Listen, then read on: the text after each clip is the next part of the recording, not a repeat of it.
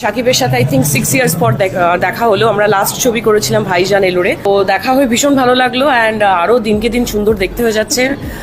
মেয়েদের জন্য সত্যি চাপ। বয়সের পরিমাণটা বৃদ্ধি পেলেও শ্রাবন্তীর চোখে এখনো ভালো লাগার মতো একমাত্র পুরুষ সুপারস্টার শাকিব খান।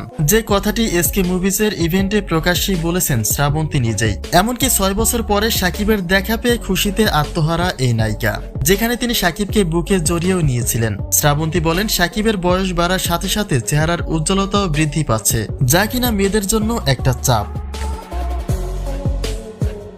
প্রায় অর্ধযুগ আগে টলিউডেও রাজত্ব করেছেন সুপারস্টার শাকিব খান। কোয়েল মল্লিক বাদে প্রায় সকল নায়িকাদের সাথে সিনেমা করেছেন কিং খান, যেখানে শুভশ্রী এবং শ্রাবন্তীর সাথে তার একটা প্রেমের গুঞ্জনও দেখা গিয়েছিল।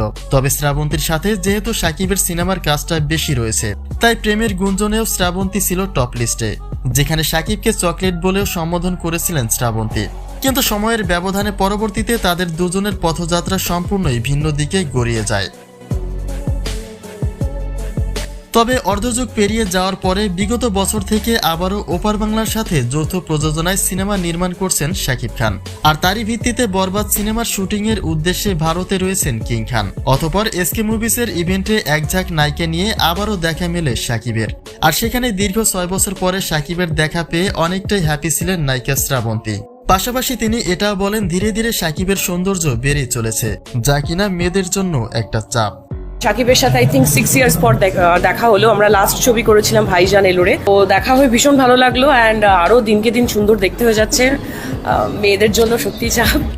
একটা সময় শাকিবের প্রেমে ফিদা ছিলেন শ্রাবন্তী, যা হয়তোবা কারোই জানার বাইরে নয়। আর তারই জের টেনে সম্প্রতি শ্রাবন্তীর এমন মন্তব্যটিও অনেকের চোখে সন্দেহের। বলা হচ্ছে, সংসারে যুক্ত থাকলেও শাকিবের প্রেমে এখনো আগের মতোই ফিদা রয়েছেন শ্রাবন্তী।